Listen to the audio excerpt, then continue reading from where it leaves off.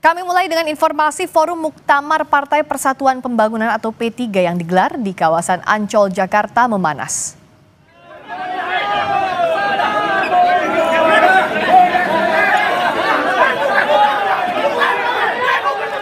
Kondisi memanas saat PLT Ketua Umum DPP P3 Muhammad Mardiono hendak menyampaikan sambutan di hadapan kader. Namun ada sejumlah kader di barisan belakang berteriak dan meminta perubahan, hingga berujung saling adu mulut. Sejumlah kader meneriakkan kata perubahan. Muktamar P3 sekaligus ajang konsolidasi menuju transformasi P3 menghadapi pemilu 2029.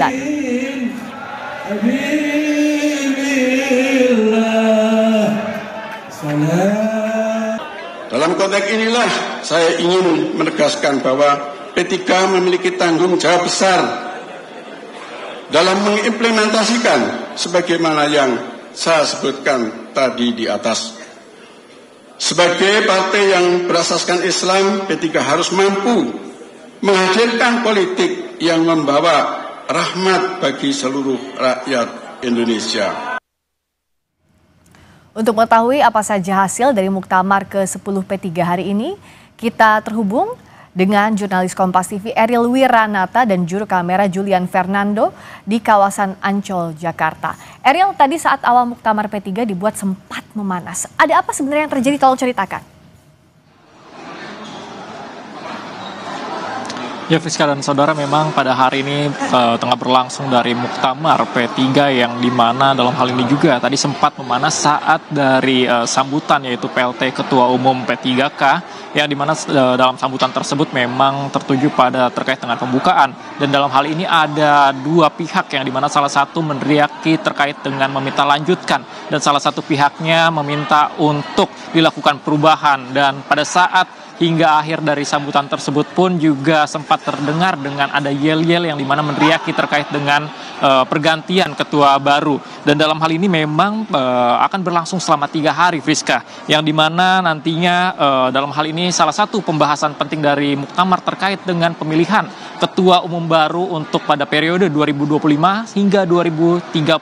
Tentu saja dalam hal ini juga beberapa agenda penting, tidak hanya pemilihan dari ketua umum baru, melainkan juga terkait dengan laporan penanggung-jawaban yang akan nantinya dilakukan kembali. Lalu kemudian juga terkait dengan rancangan, hingga terakhir yang terpenting adalah terkait dengan struktur organisasi, yang dimana dalam hal ini juga Mardiono mengatakan bahwa 3 hal tersebut merupakan hal penting dalam pembahasan Muktamar, yang dimana ini merupakan salah satu pembahasan terkait dengan forum tertinggi dari P3.